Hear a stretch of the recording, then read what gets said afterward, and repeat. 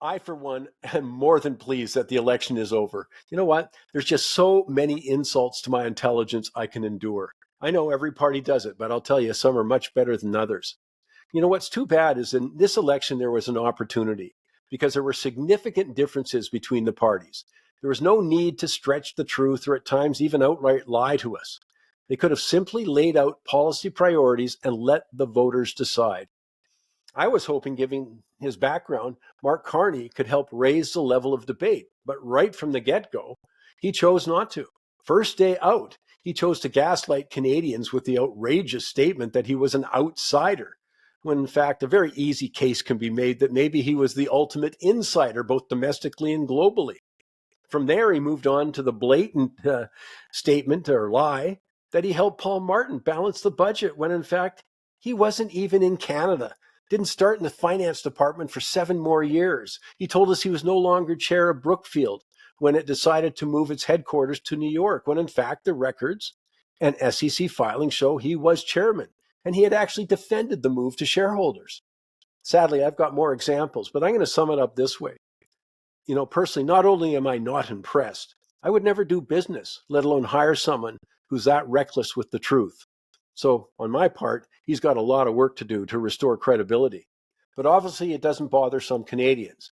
But I'll still warn that a lack of integrity and disrespect for voters is not the foundation for a prosperous Canada. Neither is the weak response to the unprecedented racism aimed at Jewish Canadians and to the blatant and constant breaking of hate crime laws that were not enforced. But at the same time, it's important to know what Canadians just voted for. But again, that's difficult with the flip-flopping and over-the-top promises. That makes it difficult. I'll give you a quick example because I'm still shaking my head over this one. Prime Minister Carney promised a made-in-Canada auto manufacturing sector, which he repeated on numerous occasions, despite the fact that he knows that's not possible. Given the average car has 3,000 parts, what, are we going to spend the hundreds of billions of dollars to build the manufacturing plants needed? Well, that would also take decades. Same thing with the promise to balance the federal budget. Despite his platform forecasts adding 230 billion more in new spending and borrowing and adding 130 billion to the deficit in the next 4 years. So how will he do it? Well, he's going to change the definition of what balance means by splitting spending into two categories, operation and capital investment. But he won't say this. He won't say the credit markets, who we need to lend us the money to pay for that, don't care whether you borrowed it for salary increases or new hiring, that'd be in the operating side, or over budget infrastructure project, or new cars for cabinet ministers, which would be on the capital spending side. No, all the credit markets care about is the total debt, how much we need to borrow. But Prime Minister Carney will be counting on the fact that we don't understand that distinction. And my bet is that virtually everyone in the commentariat will be happy to go along. And speaking of the media, you know, come on, most will be heaving a sigh of relief that given over $2 billion in taxpayer subsidies are going to be safe. CBC is getting an extra $150 million a year to do whatever, along with a promise of $1 billion more.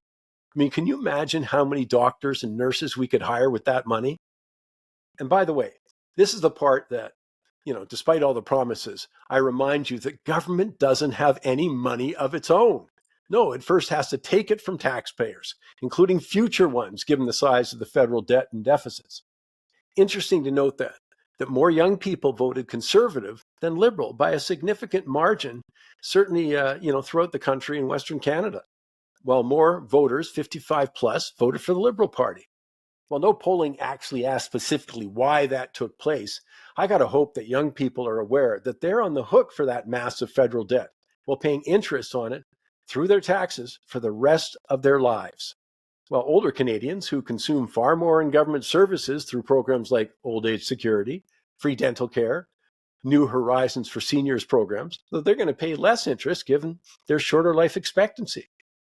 I also hope that young people understand that government immigration and temporary visa policy played a huge role in pushing prices for housing and rents, by the way, into unaffordable levels. You know, in the meantime, though, Xi Jinping and the Chinese Communist Party, well, they're probably thrilled with the liberal win, which is just one of the major trends that's going to continue, along with volatility and economic weakness.